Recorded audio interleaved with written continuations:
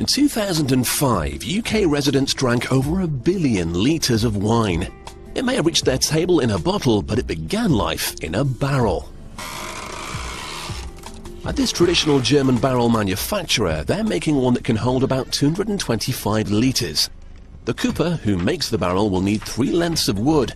He'll split them into 4 pieces and use that to make the planks he needs. Now, making a barrel isn't just about sawing wood into planks and sticking them together. You'll end up with a square barrel for a start. Another problem with just sawing up your wood is the tree's pores. When the tree was growing, they would help carry nutrients to the leaves and branches. However, once it's cut down, the pores become just holes in the wood. The planks must therefore be cut with the grain of the wood to stop the barrel's contents leaking out over time. Traditionally, oak is used to make barrels because it's strong, and the chemicals it releases help it to improve the quality and flavour of the wine. To make staves from the planks, they're sanded down first. The ends are then sawn off at an angle to help shape them.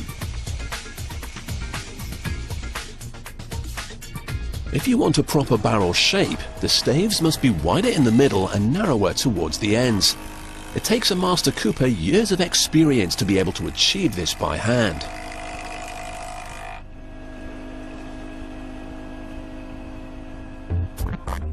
Now, although they're not all exactly the same, traditional wine barrels have a diameter of 56 centimeters.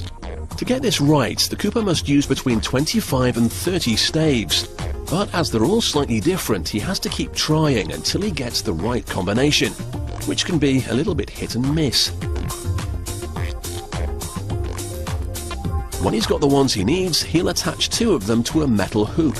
They'll form the structure to which all the others will be added.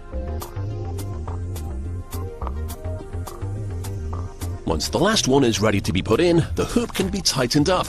And voila, one perfectly formed wine barrel. Well, not exactly. You can see the beginnings of a barrel shape, but you couldn't really store any wine in it just yet. First, the staves need to be bent. The cooper lights a small fire in the center of the barrel and the staves are brushed with water.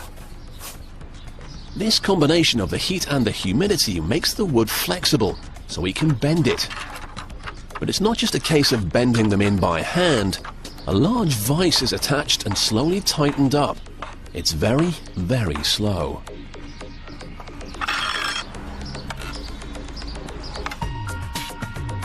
After about 2 hours of tightening, you can actually see the barrel shape, even though it doesn't have a top or bottom yet. Next, the cooper will toast the interior.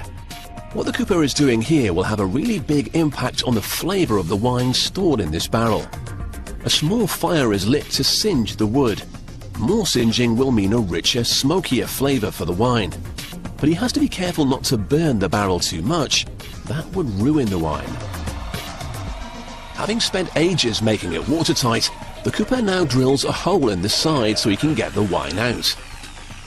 He also needs to give it a top and bottom, so a lip is cut into the inside.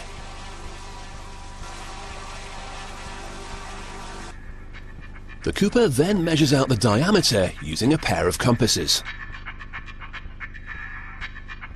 He can then transfer the size to the boards he's using to make the bottom with.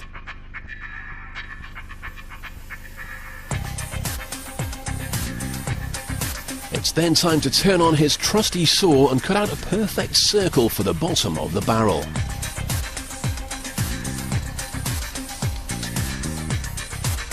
To fit it, the hoops that have been holding it together have had to be removed.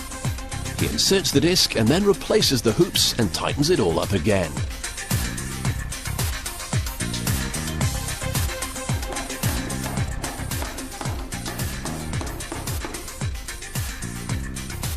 Then, just to be sure it really will be waterproof, he sticks straw into the gaps between each stave.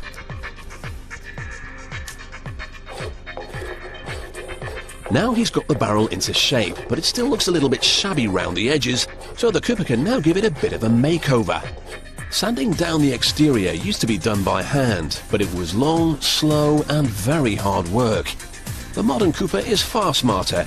He gets his assistant to do the work, using a machine to spin the barrel for him. First he planes down the wood, watching out for enormous splinters as he goes. And the barrel is then given the once-over with some fine sandpaper to finish it. All that remains is for the barrel to be fitted with some fresh steel hoops. The Cooper marks up the steel and cuts it on his custom guillotine. He then splays the steel so that it's tight against the barrel and gets the best grip possible. It's then all riveted together for strength.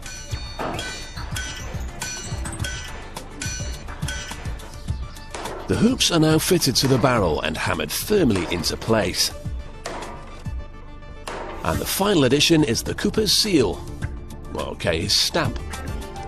So the next time you taste oak in your glass of Chardonnay, check that there aren't any splinters still floating around.